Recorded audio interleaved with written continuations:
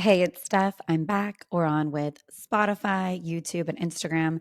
Today, I want to talk first by myself about dating. I could get a PhD in dating. I probably could. And then we're going to have some of my friends join us later in the week for their dating experiences. Um, First off, I've met some great guys. I've met some awesome people. I've been taking on some phenomenal dates. This isn't a bash men and dating. I just want to talk like reality overall, even like what my experience is by myself entering into the dating world. So, first of all, dating was easy before social media and before cell phones and everything. When I was, in high school, we still didn't have social media. So I loved that. And social media came around when I entered college, but Facebook was for trading books. We literally traded books in college on Facebook and maybe said happy birthday. So there wasn't dating apps, and that's not how we went to a fraternity party or a bar or a friend of a friend, and that's how you dated. And that was easier, right? Because you already trusted the person, you knew who you were meeting. So dating was easier, I felt, and I got lucky that I grew up in a generation that did not have social media and dating apps. Well, I'm not saying they're horrible. Cute to now that I'm older, divorced, got kids, I've got the house, I've got a couple jobs, a cat and a dog. I'm busy. Dating apps are okay when you're older and you don't have time. What it is that's hard for me is patience. I'm impatient and I don't have a lot of free time. And so I want to jump on, find somebody I connect with, and be done. I'm also monogamous. So I know I listen to all the experts. I love getting advice and hearing about something that I want to be better at. And so I've done that in dating. Listen to the experts. They say date a lot. You have to keep dating, date multiple at once. I am a lover girl. When I vibe, which I don't, I'm very picky, but once I vibe with one person, I am in. That person is my world. Nobody else exists. So it can be difficult for me to date multiple people or just move on fast from a relationship. Um, I'm just more of like a dedicated person. That being said, I also get, I think, dating app anxiety. Does anybody else get this? Where women get a lot of options, right? We're lucky in that way. Men get to select who they want because not a lot of men want to settle down. They have Peter Pan syndrome, but women get more options. So all of a sudden get so many options and get 20 people in my inbox and I feel like I'm a sweetheart. I want to respond to everyone. I want to get back to everyone. And I'll like put down cooking or what I'm doing and want to respond to everyone. So then I'll get anxiety on the dating app. So after a day or two, I just delete it. And I could have missed my opportunity, right? Of like meeting someone or swiping. And so I don't stay on them long enough for them to properly work. That being said, like I said, I've dated a lot and I'll give advice. So the nicer the first date, we're talking just first date, the smaller the eggplant. My suggestion, coffee, cafe, the best first date, in and out. You get a coffee. You could get a bagel if you want. You can hear them. You can talk to them. You can just vibe in person. Because I've also learned about dating. We can talk to someone as much as we want on a dating app or a phone, but it's all about pheromones and atoms, like literally electricity. Like in person, do we vibe or not? Are we connecting or not in person? Because you can think you're be friends all day, but you really need to be in person and smell them. No, I'm just kidding. Don't smell them on the first day and say you heard that here. But, you know, it's a true thing. Like you can like the smell of someone's sweat and not know why, and you're attracted to them and want to make it work more.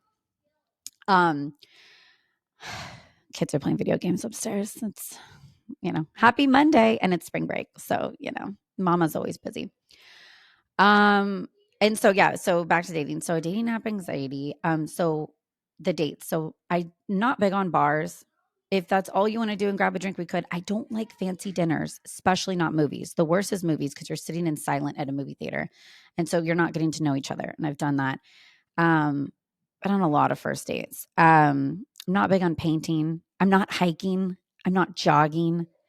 Not super into working out. I'll go to the gym because I want to. I used to be a competitive dancer. I will still do yoga and stretches at home and whatnot. I walk my dog 3 times a day, but I'm not like, you want to go on a hike like once a year. Yeah, like once a year. Let's get a group together. Let's find some cool hike, take some fun photos. But on a first date, do you want to be huffing and puffing and possibly peeing behind a tree? No, tried all the apps. I matched with a guy on Bumble. He was really cute, young, sounded like he had a great job. We text for a week, It's usually my jam. I'll text for a week to vibe it out. Sounded cool. So I was like, hey, I literally have an hour before I have to go to work. So I can run by my local sports bar, grab like one drink, and I bartend. So, and then go to work. And I didn't know there's not just the hat trick. So, side note, there's a hat trick, ladies. If the hat is on in every photo, he's bald or receding hairline or balding. Do not fall for the hat trick. I fell for the smile with the mouth closed trick. Did not know that was a trick. I think it's mean. And he gets to the bar and he opens his mouth and he's got a couple teeth. I'm not kidding. Like maybe one and a half, maybe two. And I didn't realize till I went back to his profile that all of his smiling photos, his mouth was shut. That's not okay. That's not okay. Don't do that. So I'm polite. So I stayed for the 30 minutes, had one beer before work, got to talk to him. And obviously, he's sober. He's a recovering addict. There's a lot, poor guy. My heart goes out to everyone that does have a problem with addiction, and I hope he's okay. But I do think you should be open and honest when you're on a dating profile to not waste anyone's time. That was the main issue. Smile or maybe say like, hey, I'm missing all my teeth. Like I literally, when I join a dating app, I will take a selfie that day. I'll just take a couple selfies that day, whether I like them or not, and post them because I want you to be like, oh, this is really what she looks like. Or when we meet in person, like, oh, this is the girl I saw on the app. I don't like it when people send false advertisement. That's a bummer. And then, side note. So, does anyone, when they're bored, speaking about dating, I love to go on Craigslist and look at misconnections, like just to fall asleep. Some of them are really cute. And there's some in West Sacramento and downtown Sac that are really cute. And I always wonder, does anyone read them? That's this misconnection and reach back out and get together. Like they'll be like, I saw you in the gym. You were doing squats, Asian woman. Or another one I read last night was like, you were at 7-Eleven pumping gas, black shorts. And I'm like, oh. And I read them too. And I'm like, is any of them me? Is any of them like, girl at the Nugget, you looked homeless and you were paying overpriced for a sandwich? Because that's me. And I haven't gotten a misconnection, but I would love that. What else was I going to talk about? Oh, the hat trick. Oh, how it is hard when a woman is independent, especially financially independent, takes care of herself. I saw the psychologist is Matthew Hussey, and he said that lowers your pool of dating. So you would think like because successful men, it broadens who you can date and your dating pool.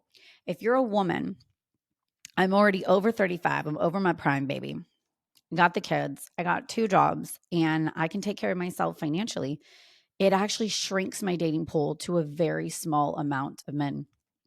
And I'm not open to dating a guy with kids too. So that makes it even smaller. So good. Wish me luck, ladies out there in the dating pool. And I'm really excited. My friend Kara and maybe Sean are going to come on and share their dating experiences next week. So I can't wait to hear from them. And that is my dating right now update. So